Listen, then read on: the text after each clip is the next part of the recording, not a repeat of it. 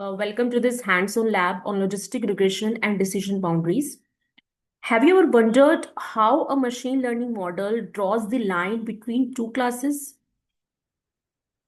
In this video, we will build a logistic regression model and also visualize the decision boundary it creates. We will see how the model separates the data into two different classes, how decision boundary is created to separate the data. So as you can see in this image, there are two regions. One is the blue region, another one is the red region. This is the decision boundary which is separating these data points into two different classes. If you are on the left hand side, then you are probably class 0. And if you are on the right hand side, you are probably in class 1. And this decision boundary is basically created to separate these two, separating these two classes.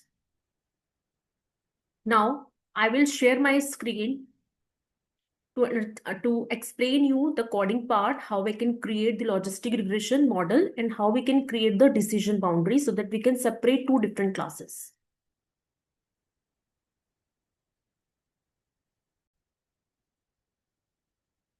In this code, we are plotting decision boundary for a logistic regression model. So first step is we have to import the libraries. The first library is NP, which is basically used for numerical operation. Second is matplot library, which is used for creating static, animated, and interactive plots. And third is style.use, which is used to improve the appearance of your plots. The next step is dataset. We want to create the dataset, right? So input variable is X, output variable is Y. Input variable is, suppose we are creating an array which is having 6 training examples, each with 2 features. So suppose we are taking 0.5 to 1.5, that is one training example, another one is 1.5 to 0.5, another training examples, and so on. And Y is either 0 or 1. Now I want to plot this data. So what I will do is I will use this subplot.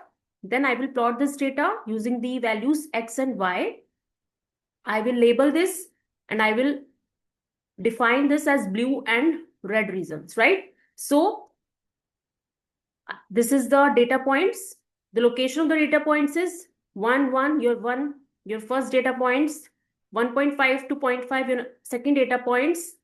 This is your 0.5 to 1.3, 1.5, another data points. This 3 to 1.5, another data points. 2 to 2, another data points, and 1 to 2.5, another data points. Now, I want to separate these data points into classes. So I will use the decision boundary.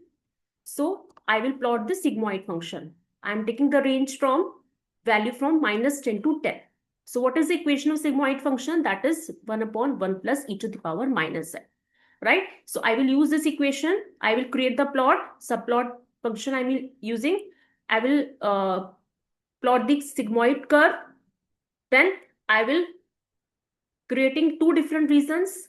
One is with the left region, that is from z less than 0. Color is sky blue, -10 to 0.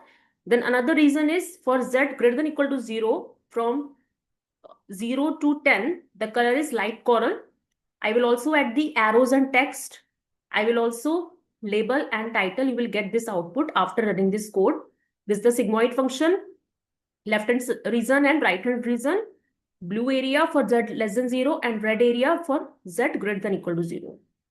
Now, I want to plot the decision boundary.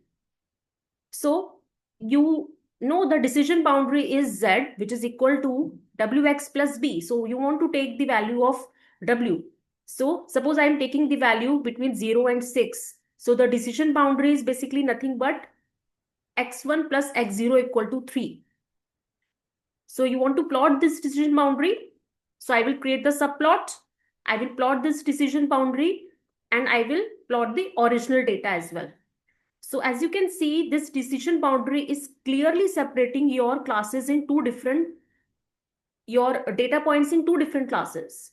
One is in red dots and another one is blue dots, right? So this class 0 is separated from class 1 And this decision boundary is separating these two data sets. So I hope you understand this concept of logistic regression and the decision boundary, and I hope you apply this concept in your projects. So see you in the next video. Thank you so much.